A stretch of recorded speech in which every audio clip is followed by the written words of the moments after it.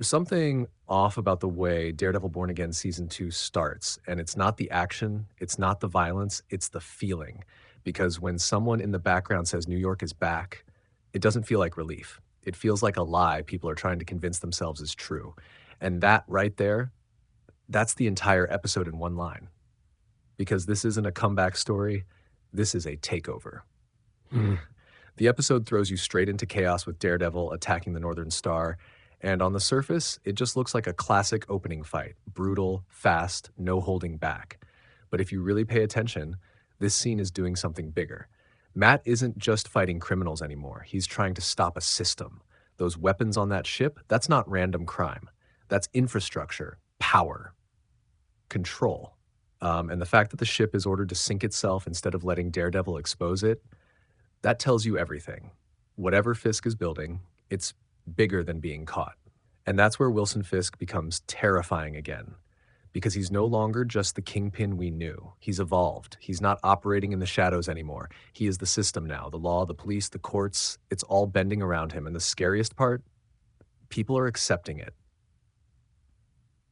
You see it in the Anti-Vigilante Task Force. At first, they look like just another enforcement unit, but then you notice the symbol, that Punisher skull. That's not respect, that's distortion. Because Frank Castle used that symbol as something personal, something brutal, yes, but honest. Here, it's been turned into propaganda. Now it represents control, fear, authority. And that's the point the show is quietly making. When the system takes a symbol of rebellion and turns it into law, you don't have justice anymore. You have power pretending to be justice.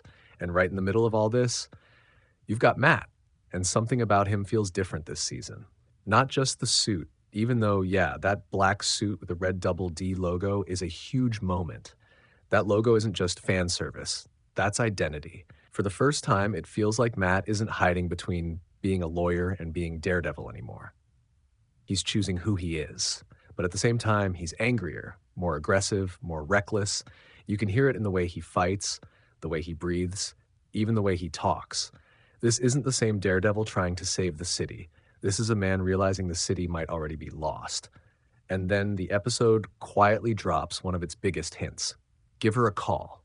Simple line, easy to miss. But if you've been paying attention, that's almost definitely Jessica Jones Whedon. And that matters more than people think, because Jessica doesn't just punch people, she uncovers truth. And this season, it's not about beating Fisk physically, it's about exposing what he's hiding. But here's where things start getting deeper. Mr. Charles. At first, he just feels like another new character, but the moment he says he's CIA, and then we hear Valentina Allegra de Fontaine backing him, everything changes.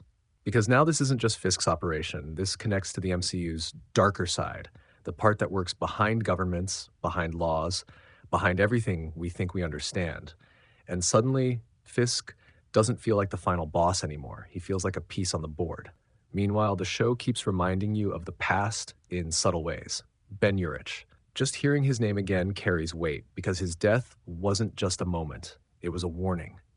And now, with his legacy coming back through new characters, it feels like the truth is starting to resurface. Slowly, but dangerously. Even Matt's past is catching up to him. That line about his borderline psychotic sensei, that's Stick. And if you really think about it, Stick wasn't training Matt to be a hero. He was preparing him for something like this, a war. Not against criminals, but against something bigger. And then we get to the ending. And honestly, this is where everything flips. Matt is vulnerable, distracted. For the first time in a while, he's losing. And not because he's weaker, but because emotionally, he's not fully there. Cherry's heart attack, the memories it triggers, you can feel Matt slipping. And that's when it happens. The masked entity, gone. Everything at risk.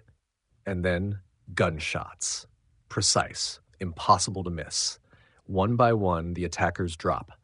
And before you even see it clearly, you already know who it is. Bullseye. But here's the thing that makes this moment so powerful. Bullseye didn't come back for revenge. He didn't come back to kill Daredevil. He saved him. And that should scare you more than anything, because Bullseye doesn't save people. He calculates, which means keeping Daredevil alive is part of a bigger plan. And that's really what this episode is about. Not just setting up a story, but shifting the entire world. Fisk controls the system. The government is involved, heroes are being hunted, truth is being buried, and Daredevil, he's stuck in the middle of all of it, trying to figure out thing is still enough. Because the real question this episode leaves you with is simple. If the system itself is broken, what does being a hero even mean anymore? Let me know what you think. Is Bullseye actually helping Daredevil, or is he setting up something way worse? Because something tells me